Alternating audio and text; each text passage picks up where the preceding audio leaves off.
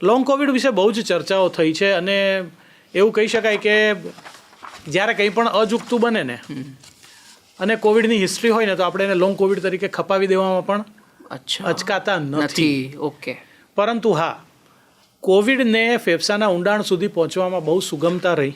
બરાબર. કારણ કે આપણો પહેલો એન્કાઉન્ટર હતો. આપણે પેલું ભજ્યું રમતા. બરાબર. હવે નવો આવ્યો એને ખબર ના હોય તો આપણે એને બિચારાને ધોઈ કાઢીએ. બરાબર. પછી થોડી વાર પછી એને ખબર પડે કે હાથ આમ લઈ લેવાય કે આમ લઈ લેવાય કે આવા બધા પેતરાઓ કરાય. એવી રીતે કોવિડે જ્યારે પણ પહેલા વેવમાં અથવા તો બીજા વેવમાં પણ જ્યારે ફર્સ્ટ ટાઈમર્સને ઇન્ફેક્શન આપી ત્યારે અંદર ગયા પછી એણે ઘણા બધા કોષોને નુકસાન કર્યું.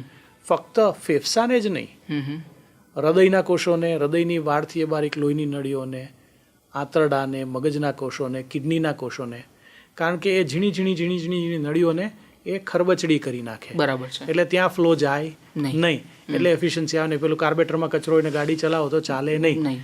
લોંગ કોવિડવાળા મોટા ભાગનાને થાક લાગવો, ફટીગ જેને કહેવાય, બરાબર, ભૂલકણાપણું આવવું, ફર્ગેટફુલનેસ, ઓકે, હૃદયના કોષોની નબળાઈને લીધે પમ્પિંગ નબળું થવું, પગમાં સોજા આવવા, આઈ સી, શરીરના જુદા જુદા અંગોમાં માઇક્રોકેપિલરી બંધ થવાથી પૂરતો ઓક્સિજન ન પહોંચવાથી અનએક્સપ્લેન્ડ દુખાવા થવા, વણ ઓળખાયેલું વેઇટ લોસ થવું, આ બધું જ સ્પેક્ટ્રમ છે લોંગ કોવિડનું.